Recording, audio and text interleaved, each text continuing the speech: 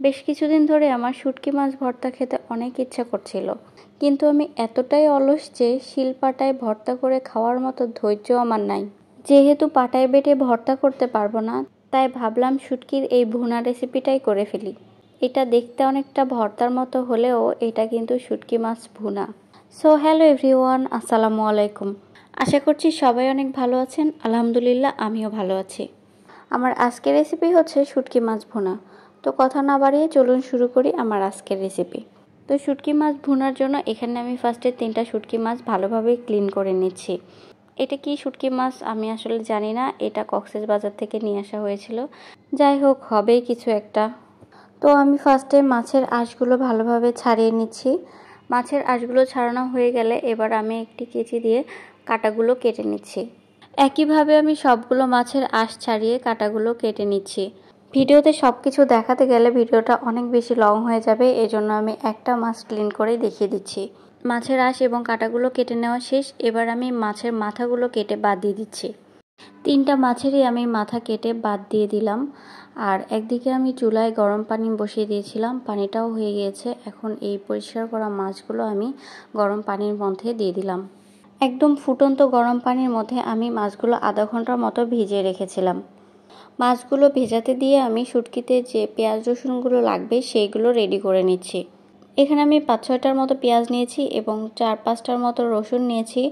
শুটকিতে যত বেশি রসুন দেওয়া যায় শুটকি তত বেশি মজা হয়। এই তো আমার পেঁয়াজগুলো কাটা শেষ এবং রসুনগুলোও আমি সুন্দর করে খোসা ছাড়িয়ে নিয়েছি। আধা ঘন্টা ভিজানোর পরে মাছগুলো আমি সুন্দর মতো ক্লিন করে নিয়েছি। আর মাঝখানে যে মোটা কাঁটাটা থাকে মাছের, সেটাও আমি বাদ দিয়েছি। এরপরে আমি চুলায় একটা কড়াই বসিয়ে দিয়েছি আর এর মধ্যে আমি দিয়ে দিলাম পরিমাণ মতো সরিষার তেল। তেলটা গরম হয়ে গেলে এবার এর মধ্যে দিয়ে দিচ্ছি পরিষ্কার করে রাখা মাছগুলো। সরিষার তেল দিয়ে শুটকি মাছটা ভেজে নিলে মাছ থেকে আর কোনো রকমের বাজে গন্ধ আসে না।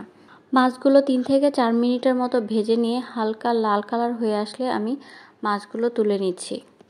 ভাজা মাছগুলো একটা প্লেটে তুলে নিয়ে একটা সাইডে রেখে আমি একই কড়াইয়ের মধ্যে আরও কিছু পরিমাণ সয়াবিন তেল দিয়ে দিলাম। এখন এই তেলের মধ্যে দিয়ে দিচ্ছি কেটে রাখা রসুনগুলো। তারপরে দিয়ে দিলাম কেটে রাখা পেঁয়াজগুলো।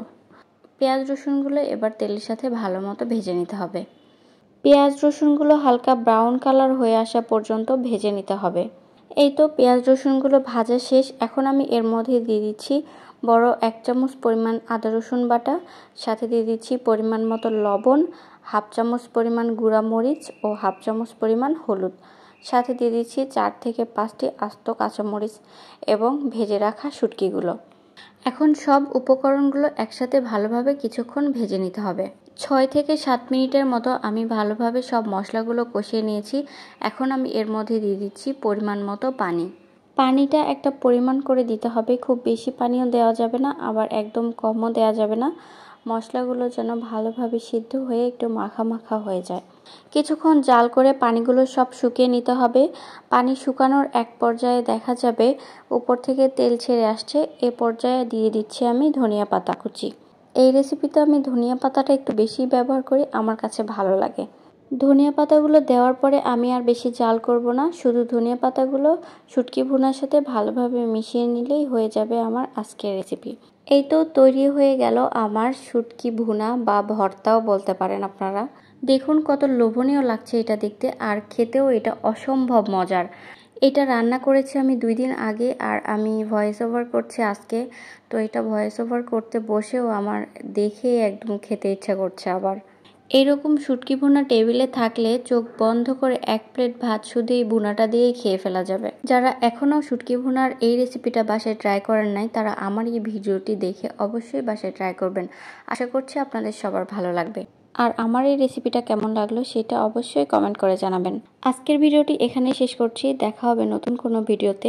সে পর্যন্ত সবাই অনেক ভালো থাকবেন। আল্লাহ হাফেজ।